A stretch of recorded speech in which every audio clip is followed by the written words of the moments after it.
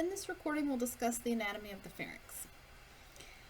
The pharynx is the tube that connects your internal nares to your larynx and is divided into three segments. First, we have our nasopharynx, which is posterior to the nasal cavity and is lined with pseudo-stratified, ciliated, columnar, epithelial tissue, which is a huge mouthful.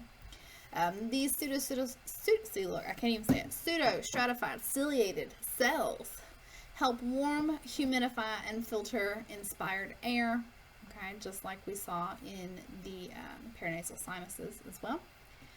This section extends from your posterior nares all the way to your uvula, which is an extension of your soft palate. If you are unfamiliar, your uvula is the little thing that dangles down in the back of your throat. Your uvula and your soft palate move posteriorly when you swallow to prevent food from entering into your nasopharynx and your nasal cavity. So when you swallow foods and liquids, your uvula and soft palate kind of block the way to prevent food from moving up. Okay, instead the food and liquids move down like they're supposed to. You also have two openings that connect your throat to your middle ear, which function to equalize pressure.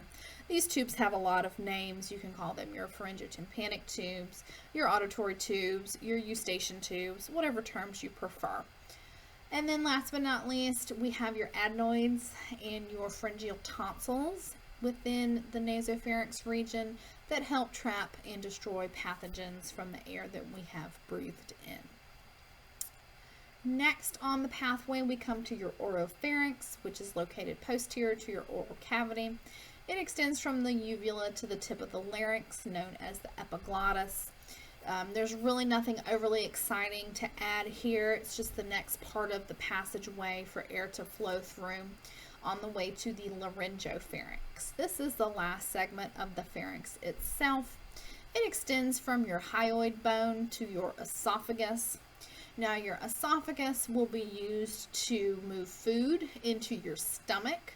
So as we talk about respiration, we do not want air to move down from your laryngopharynx into your esophagus. We'll need to do a little bit of maneuvering to get the air to go into the trachea instead, and we'll talk about that here in a second. But the laryngopharynx does connect to the esophagus. Now, the laryngopharynx does also open into the larynx, okay, or your voice box anteriorly, okay, and it opens into the esophagus that we just mentioned posteriorly. So, this section of tube is lined with non-keratinized, stratified, squamous, epithelial tissue, which again is a mouthful, y'all. This section is good for protection against mechanical stress.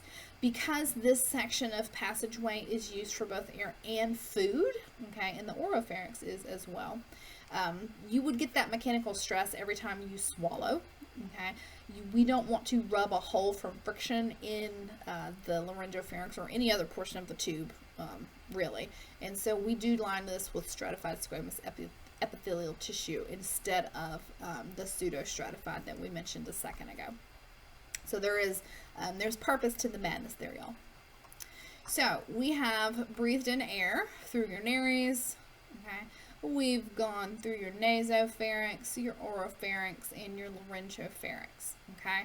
We talked about not wanting to go down into your esophagus if we are breathing in air, okay. Instead, we are going to want to make our way through the larynx and down into the trachea. Okay, so that's coming up next.